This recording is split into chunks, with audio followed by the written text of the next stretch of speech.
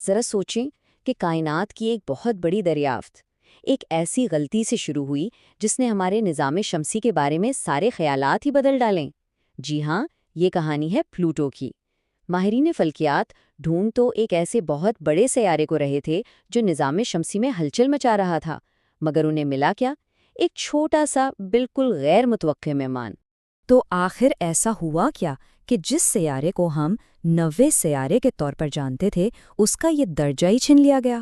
آج ہم اسی دلچسپ کہانی کو سمجھیں گے کہ پلوٹو کی دریافت ایک غلطی کیسے تھی اور آخرکار ہم نے اسے سیاروں کی فہرست سے کیوں نکال باہر کیا۔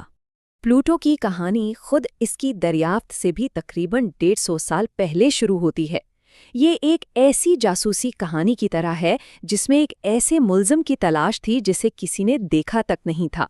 تو یہ سب شروع ہوا 1781 میں جب یورینس دریافت ہوا۔ سائنسدانوں نے دیکھا کہ یہ سیارہ اپنے مدار میں ٹھیک سے نہیں چل رہا تھا، جیسے کوئی انجانی طاقت اسے کھینچ رہی ہو۔ اسی حساب کتاب کی بنیاد پر 1846 میں نیپچون دریافت ہو گیا۔ مسئلہ حل ہو گیا نا؟ نہیں، مسئلہ اب بھی وہیں کا وہیں تھا۔ یورینس اب بھی تھوڑا سا لڑکھڑا رہا تھا۔ اس کا تو ایک ہی مطلب ہو سکتا تھا، نیپچون سے بھی آگے کوئی بہت بڑا سیارہ ہے جسے سیارہ ایکس کا نام دیا گیا، اور پھر اس کی تلاش شروع ہو گئی۔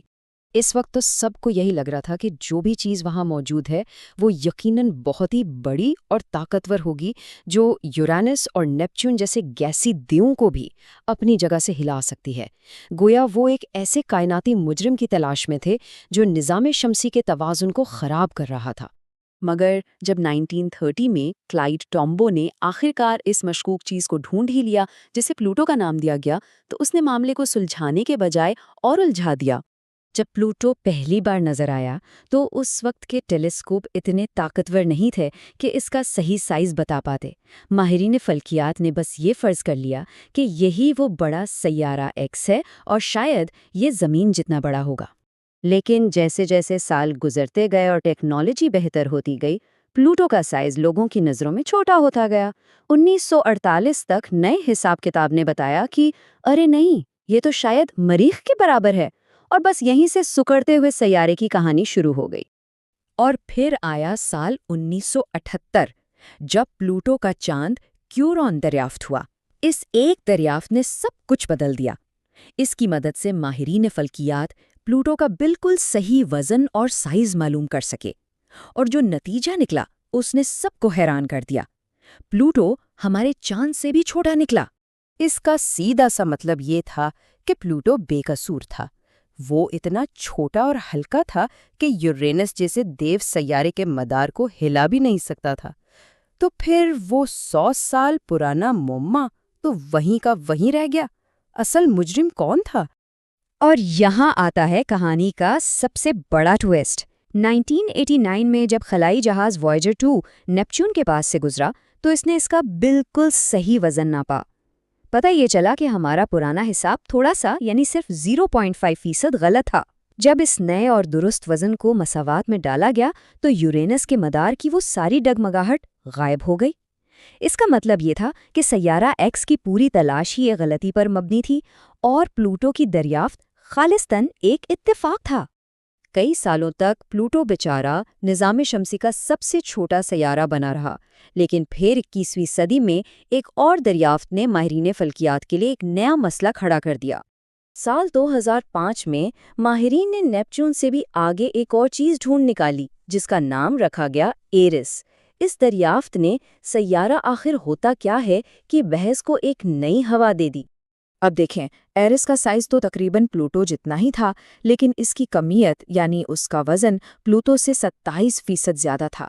اس نے سائنسدانوں کو ایک دوراہے پر لا کھڑا کیا۔ یا تو ایرس کو 10واں سیارہ مان لیں اور پھر اس جیسی ملنے والی سینکڑوں اور چیزوں کو بھی سیاروں کی فہرست میں شامل کریں، یا پھر سیارے کی تعریف ہی بدل دیں۔ کیونکہ ٹیکنالوجی بہتر ہو رہی تھی اور پلوٹو اور ایرس جیسی کئی اور دنیایں مل رہی تھیں، تو انہوں نے دوسرا راستہ چنا۔ تاریخ میں پہلی بار سائنسدانوں نے مل کر سیارہ ہونے کی ایک سرکاری تعریف بنائی۔ تو یہ 3 اصول کیا تھے؟ پہلا، اسے سورج کے گرد چکر لگانا ہوگا، پلوٹو یہ کرتا ہے تو پاس۔ دوسرا، اسے اتنا بڑا ہونا چاہیے کہ اس کی اپنی کشش شکل اسے گول بنا دے، प्लूटो ये शर्त भी पूरी करता है तो ये भी पास। लेकिन तीसरी शर्त, ये वो शर्त थी जिस पर प्लूटो पूरा नहीं उतर सका।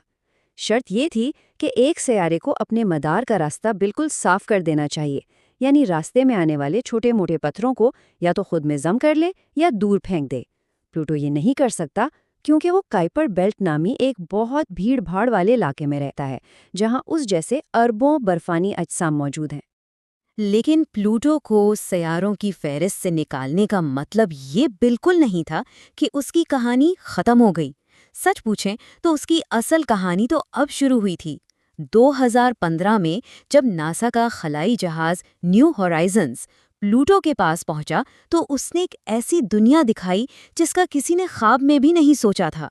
सबको लगता था कि प्लूटो एक ठंडी, बेजान, पथरीली दुनिया होगी, लेकिन न्यू होराइजन्स ने जो दिखाया वो हैरानकुन था। वहाँ नाइट्रोजन की बर्फ का एक बहुत बड़ा दिल की शक्ल का मैदान था, पानी की बर्फ से बने ऊंचे ऊंचे पहाड़ थे, बर्फ उगलने वाले आतिशफशां थे, और यहाँ तक कि बर्फ की मोटी तह के नीचे एक पूरे समुंदर के होने के इशारे भी मिले। और एक और दिलचस्प बात, प्लूटो और उसका चांद कैरॉन एक दूसरे से इस तरह जुड़े हुए हैं कि वो हमेशा एक दूसरे का एक ही चेहरा देखते हैं। मतलब अगर कोई प्लूटो पर खड़ा हो तो कैरॉन उसे आसमान में हमेशा एक ही जगह पर नजर आएगा, कभी गुरूब नहीं होगा। ये एक न खत्म होने वाला कायनाती रक्स है। तो प्लूटो की कहानी दरअसल उसके रुतबे में कमी की नहीं है, बल्कि अगर हम इसे एक नए जाविये से देखें तो ये एक तरक्की की कहानी है। प्लूटो ने निज़ामे शमसी के सबसे छोटे सैयारे का टाइटल तो खो दिया, लेकिन उसे एक नया, उससे भी बड़ा खिताब मिल गया।